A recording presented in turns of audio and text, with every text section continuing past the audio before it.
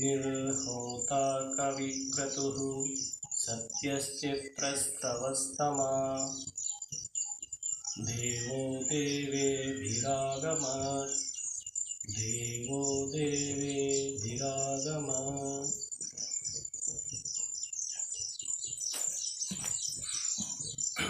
प्रतिदिन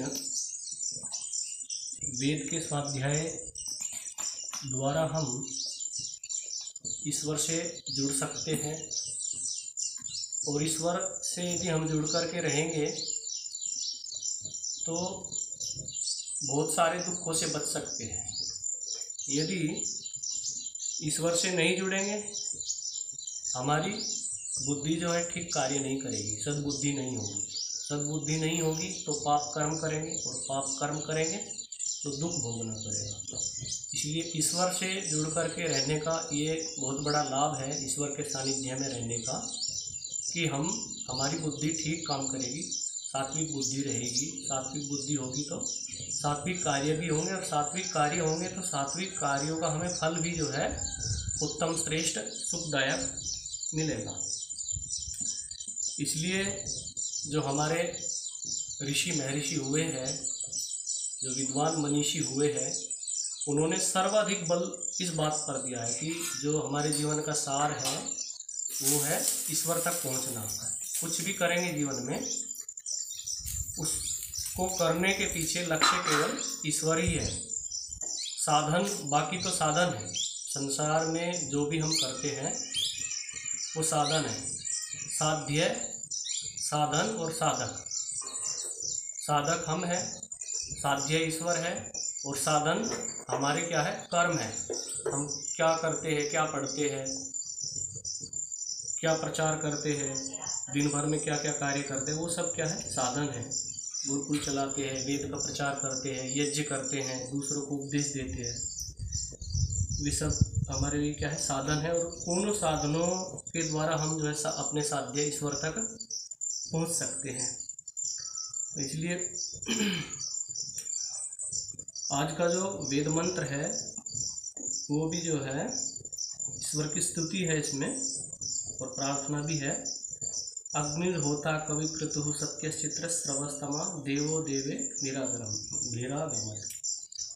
स्वामी जी इसके व्याख्यान में कह रहे हैं कि हे सर्वदृक्, मतलब सब कुछ देखने वाले ईश्वर, ईश्वर की नज़रों से कुछ भी नहीं बचता है। बाकी संसार में किसी की भी नज़रों से हम कुछ भी बचा करके कुछ गलत कर सकते हैं, लेकिन ईश्वर की नज़रों से नहीं बचता। और ईश्वर के प्रति यदि सच्ची श्रद्धा भावना है तो फिर गलत करने का हमें अवसर ही नहीं मिलेगा। और समर्पण है, ईश्वर प्रणिधान है, ईश्वर भक्ति है, तो हम जो है हमारे अंदर वो शक्ति, वो सामर्थ्य होगी कि हम गलत करने में प्रवृत्त भी नहीं होंगे। हमारे इस प्रकार के जो संस्कार है ना, चित्त नाम नदी योग दर्शन में आया, बहती च पापाय बहती च पुण्याय, ऐसा कुछ है व्यास भाष्य का। मतलब हमारा जो मन होता है ना, इसमें दोनों प्रकार के संस्कार होते हैं व्यक्ति के अंदर, अच्छे भी और बुरे भी। तो व्यक्ति जब अच्छी संगति करता है तो अच्छे संस्कार जो है उद्बुद्ध होंगे, अच्छे विचार होंगे, अच्छी प्रवृत्ति हमारे मन की होगी, हमारे चित्त की होगी। और जब गलत संगति करेंगे तो बुरी होगी। और ईश्वर से हट करके तो संसार के लोग तो उल्टे सुल्टे चलने वाले हैं। ईश्वर की मान्यता के विरुद्ध चलने वाले लोग हैं संसार के अधिकतर। तो उनको देखेंगे, उनको सुनेंगे, उनके अनुसार चलेंगे। उन्होंने जो नियम बनाए उल्टे अपने स्वार्थ की पूर्ति के लिए, उनके हिसाब से काम करेंगे तो जो है हमारे विचार, हमारा मन भी जो है उधर ही क्या है, प्रवृत्त होगा। इसलिए स्वाध्याय वेद मंत्रों के द्वारा ईश्वर से जुड़ना ये हमारे लिए क्या है, अत्यंत लाभकारी है। और ईश्वर तो सब कुछ देखने वाला है, सब कुछ देखने वाला है, तो उसके निरीक्षण में जब रह करके हम कार्य करेंगे तो बहुत सारा बच जाएंगे हम पापों से।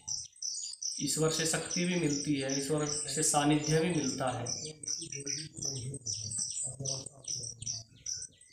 तो इस प्रकार से जो है बहुत लाभ हम ईश्वर से उठा सकते हैं। आगे कहा सबको देखने वाले क्रतुः, क्रतुः मतलब सब जगत के जनक पिता है। पिता कैसे है? बनाने से, निर्माण करने से। जो बनाने वाला है, जो पालन करने वाला है, वो क्या है? पिता होता है। तो ईश्वर क्या है? पूरे जगत का पिता भी है, जनक है पूरे संसार का। संसार में तो अलग अलग पिता मिलेंगे ना, सबके अलग अलग पिता होंगे, तो वो तो केवल अपने बच्चों का ध्यान रखेंगे, लेकिन ईश्वर क्या है? सबका ध्यान रखता है, कोई उससे अछूता नहीं रहता, प्रत्येक प्राणी का, पूरे संसार की व्यवस्था करता है। फिर आगे कहा सत्य अविनाशी, अर्थात कभी जिनका नाश नहीं होता। ईश्वर का नाश होता है क्या? कभी नहीं होता। यदि नाश होता है तो वो ईश्वर ही नहीं है। ईश्वर को जानने की ये एक कसौटी है। जिसका नाश हो रहा है, जो नष्ट हो रहा है, तो वो क्या है? ईश्वर है ही नहीं। उसको ईश्वर मान रहे तो भ्रांति है, अज्ञानता है, मूर्खता है नष्ट होने वाले को। और आगे का चित्र श्रवस्तमः, आश्चर्य श्रवण आदि आश्चर्य गुण, मतलब जिसके बारे में हम सुनेंगे ना, ईश्वर के गुणों के बारे में, ईश्वर की विशेषताओं के बारे में, तो आश्चर्य होगा हमें। जिसका सुनना बड़ा आश्चर्य है, आश्चर्यजनक है, जिसके बारे में सुनना। बहुत सारे गुण तो है ही, सर्वज्ञ है, सर्वव्यापक है, सर्वंतर्यामी है। इसी ग्रंथ के पहले मंत्र में जो है व्याख्या की है स्वामी जी ने, और अलग अलग वेद मंत्रों में मिलेगी। वो है ना वेद का मंत्र, इसका यजुर्वेद का है 40वें अध्याय का, सपर्यगात शुक्रम कायम वर्णम अस्नाविरम शुद्धम पाप विद्धम कबीर मनीषि परिभू स्वयंभूर याथा तथ्यतो अर्थान वेदाच्छा सतिभ्यः समाभ्यः। बहुत सारे गुण मिल गए इस मंत्र में जो है ईश्वर के। और संसार को देख करके भी ईश्वर की विचित्रता का हमें पता चलता है। विचित्र संसार को देख करके ईश्वर की विचित्रता का हमें जो है ज्ञान होता है। संसार को ऐसी सामान्य रूप से देखते व्यक्ति, जो सामान्य व्यक्ति होते हैं ना, बस खाया पिया सोया, ये वृक्ष है इससे जो है लकड़ी ले ली, ये खेत है इससे अन्न ले लिया, ये फल का पौधा है इससे फल ले लिया, वो सामान्य बुद्धि से सोचते हैं। यदि गहराई से सोचे तो बहुत बड़ा रहस्य है इस संसार के अंदर। इसको रहने दो, फिर ज़्यादा वो हुआ, जलिए डाल।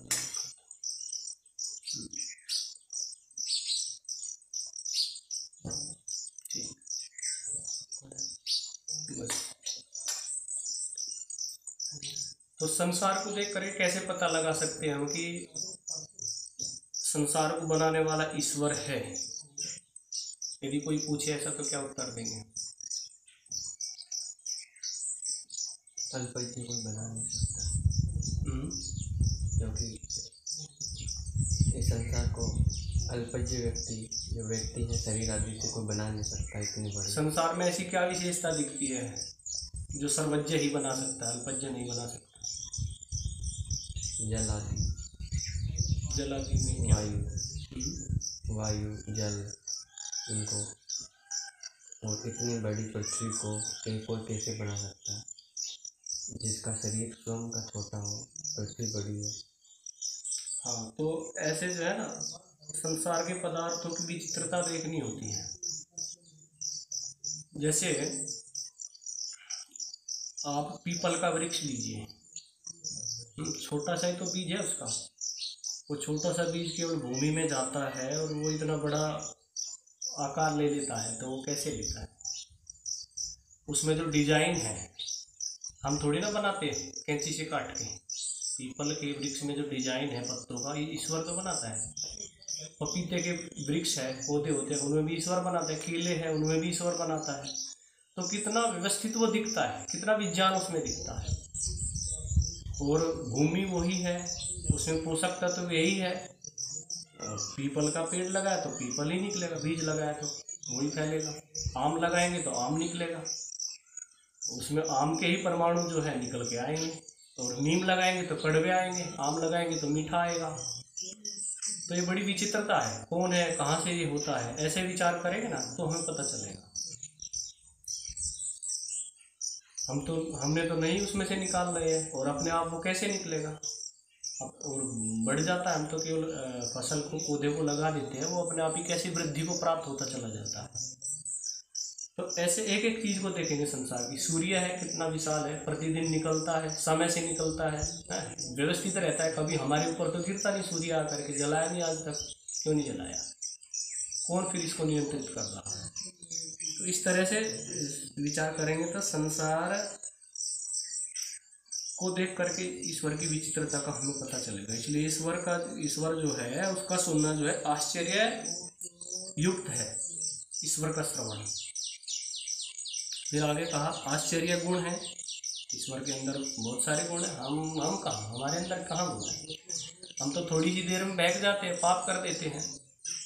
ईश्वर ने आज तक पाप नहीं किया, आज तक जो है संसार के विषय भोगों में नहीं फंसा ईश्वर। वो सब पूरी दुनिया का कोई अच्छे से अच्छा विषय ईश्वर से छूटा कहाँ है, सब ईश्वर के अंदर ही है। कभी ईश्वर प्रभावित होता है क्या, कभी नहीं होता प्रभावित। इसलिए ईश्वर के गुण जो है आश्चर्यजनक है। ये गायत्री मंत्र में आया ना, ओम भूर्भुवः स्वः तत्सवितुर्वरेण्यम भर्गः, एक शब्द है ना भर्गः, मतलब क्लेशों को भस्म करने वाला।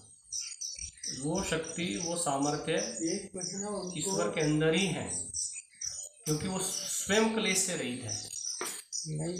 और ये केवल क्लेश से रहित ही नहीं है, क्लेशों से रहित करने वाला भी है। तो वो ज्ञान, वो शक्ति ईश्वर के अंदर ही है, वो कभी क्लेशों में नहीं पड़ता। क्लेश कर्म विपाक आशय अपरमृष्ट पुरुष विशेष ईश्वर की व्याख्या की है, जो क्लेश से रहित है, अविद्या अस्मिता राग द्वेष विनिवेश, कर्मों से रहित है, पाप पुण्य मिश्रित और निष्काम कर्म, निष्काम तो है ईश्वर के, पाप पुण्य और मिश्रित कर्मों से जो रहित है, क्लेश कर्म विपाक, और कर्मों के फल से जो रहित है, और आशय जो वासनाएं जो बनती है कर्मों का फल भोगने से, सुख अथवा दुख, तो उनसे भी जो रहित है। तो कोई कहे ना कि भाई ये अपने पौराणिक भी बोलने लगते हैं भाई ईश्वर जो है अवतार लेता है। भाई कैसे अवतार लेता है, वो क्लेश तो है ही नहीं उसके अंदर, वो कर्मों के बंधन से रहित है। योग दर्शन का प्रमाण है हमारे पास, ऋषि का प्रमाण है। तो ये शक्ति जो है ईश्वर के अंदर है कि जो स्वयं भी क्लेशों से रहित है और हमें भी क्लेशों से रहित करने की इसकी शक्ति है। भर्गः स्वयं विज्ञान स्वरूप है और हमारे क्लेशों को भस्म करने वाला है। आश्चर्य शक्ति है ईश्वर की, है सर्वशक्तिमान है। उसकी जिधर भी विचार करेंगे हमारे सारे कर्मों को याद रखता है, कर्मों के फलों को याद रखता है, इतने विशाल ब्रह्मांड को जो है व्यवस्थित रखता है, बनाता है। तो ये क्या ईश्वर की शक्ति ही तो है, न्याय करता है। कभी उसका सामना करके अन्यायकारी अपना राज्य स्थापित नहीं कर सकता। उसके न्याय से कोई भी नहीं बच पाएगा, कितना भी अत्याचारी हो, कितना भी बलवान हो, उसको सबको दंड देता है। इसलिए ईश्वर की क्या है शक्ति, आश्चर्य है, उससे बढ़कर के नहीं है किसी की शक्ति। आश्चर्य रूपवान है, तो ईश्वर में रूप गुण तो नहीं है। तो यहाँ स्वामी जी का कहने का भाव ये होगा कि रूप गुण प्रकृति में प्रकट करने की शक्ति तो है ना ईश्वर में, प्रकृति के अंदर रूप गुण प्रकट करने की शक्ति तो है ना। तो इसलिए उस आधार पर बोल दिया आश्चर्य रूपवान, अर्थात आश्चर्य रूप जनक जो है रूप आप बनाने वाले इस संसार में। सुंदर सुंदर फूल बनाए, अलग अलग देखेंगे ना, पक्षी बनाए, मोर बनाए, अलग अलग प्रकार के पशु बनाए, गाय बैल मनुष्य भी। वो रूप कहाँ से, ईश्वर ने ही तो बनाया। इतना विचित्र रूप जो है, प्रकृति जड़ है, उसमें रूप गुण है, लेकिन रूप गुण को प्रकट करने के लिए स्वयं की शक्ति नहीं है, सामर्थ्य नहीं है। इसलिए इस संसार को जो रूप दिया ना, किसने दिया, ईश्वर ने दिया। इसलिए क्या है, आश्चर्य रूपवान है। इस तरह से इसका ले सकते हैं। और अत्यंत उत्तम आप हो, ईश्वर क्या है, अत्यंत उत्तम है। कभी कोई गलत काम नहीं करता, कभी कोई खराब काम नहीं करता, सबके ऊपर करुणा की भावना ईश्वर की रहती है। इसलिए अत्यंत उत्तम है। सर्वगुण संपन्न है। जिन आपके तुल्य व आपसे बड़ा कोई नहीं है, न ईश्वर के तुल्य है न उससे बड़ा है। हे जगदीश, देवे भी दिव्य गुणों के सह वर्तमान हमारे हृदय में आप प्रकट हो, अर्थात हमें भी अपने दिव्य गुण आप प्रदान कीजिए। जो जो दिव्य गुण हमें मिल सकते हैं आपकी न्याय व्यवस्था के अनुसार, वे सारे दिव्य गुण हमें मिलने चाहिए। हमारी बुद्धि बढ़े, हमारे संस्कार अच्छे उद्बुद्ध हो, हमारी चित्त की अवस्थाएं अच्छी बने। पहले योग दर्शन में आया क्षिप्त, मूढ़, विक्षिप्त, एकाग्र और निरुद्ध, 4 अवस्थाएं होती है चित्त की। तो मूढ़ अवस्था तो तमोगुण है, क्षिप्त, मूढ़ और विक्षिप्त, और क्षिप्त अवस्था जो है रजोगुण वाली है। क्षिप्त, मूढ़ और विक्षिप्त अवस्था जो है एकाग्र अवस्था होती है, मतलब उसमें सात्विकता रहती है, सात्विकता की प्रधानता रहती है। तो ऐसे ऐसे हमारी मन की जो अवस्था है वो ठीक हो। और एकाग्र अवस्था का मतलब संप्रजात समाधि, और निरुद्ध अवस्था का मतलब असंप्रजात समाधि। जब ऐसी ऐसी हमारी अवस्थाएं रहेगी तो हम क्या है, सारे के सारे कार्य ठीक करेंगे, विवेक बुद्धि होगी, दूसरे लोगों के ऊपर भी हमारा प्रभाव पड़ेगा। उन अवस्थाओं के कारण से हमारा आचरण ठीक होगा, हमारा व्यवहार ठीक होगा, हम दूसरे लोगों को लाभ बताएंगे इस मार्ग पे चलने के, दूसरे लोग भी ठीक होंगे, सुधरेंगे। इसलिए कहा कि आप दिव्य गुणों सहित वर्तमान हमारे हृदय में प्रकट हो, सब जगत में भी प्रकाशित हो, पूरे संसार में प्रकाशित हो, और सब लोगों को जो है सत्प्रेरणा दो। हमारी तो ऐसी भावना है, हमारे माध्यम से ही ठीक, जिससे हम और हमारा राज्य दिव्य गुण युक्त हो। उससे क्या होगा, हम और हमारा राज्य दिव्य गुण युक्त होगा। दूसरे लोग भी दुख भोग रहे हैं उल्टे मार्ग पर चल के, उनके कारण से हमें भी भोगना पड़ता है कुछ ना कुछ। हमारे सेवक हैं, ठीक से काम नहीं करते, ईमानदारी से मेहनत से काम करें तो फिर ये दुख थोड़े ना भोगना पड़ेगा। जो सहयोगी लोग हैं उस प्रकार का सहयोग नहीं करते वैदिक संस्थाओं को, आर्य संस्थाओं को, क्योंकि उनकी सद्बुद्धि ठीक नहीं है, उनके पास बुद्धि नहीं है। तो इसलिए वो जरूरी है पूरे संसार के लोगों को भी ये सारी बातें पहुंचना, उनकी भी बुद्धि ठीक ठीक होना, और जिससे हम और हमारा राज्य दिव्य गुण हो। और साथ ही साथ ये समर्पण भाव भी कर दिया, निष्काम भाव की, वह राज्य भी आपका ही है, हम तो केवल आपके पुत्र और भृत्य है। तो निष्काम भावना होनी चाहिए, निष्काम भाव से काम करेंगे, ईश्वर का मान के करेंगे तो ठीक है। और जो जैसी स्थिति है उसको स्वीकार करना चाहिए। जब हमारा है नहीं तो हम माने क्यों? हमें तो उत्तम से उत्तम ईश्वर का सुख मिल सकता है, और ईश्वर के बनाए राज्य में हम जो है ईश्वर की आज्ञा के अनुसार कार्य कर सकते हैं। इतना ही हमारे लिए है, तो जितना है उतना स्वीकार करके जो है हम अपने जीवन में आगे बढ़ सकते हैं। शांति पाठ।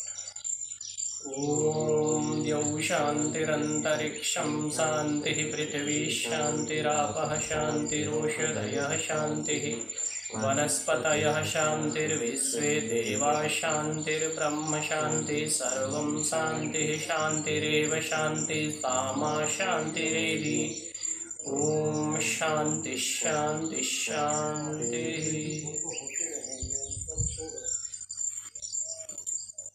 एक तो केयर फ्री जो होता है ना दुनिया भाई बाढ़ में, इस प्रकार की प्रवृत्ति बढ़ानी पड़ेगी।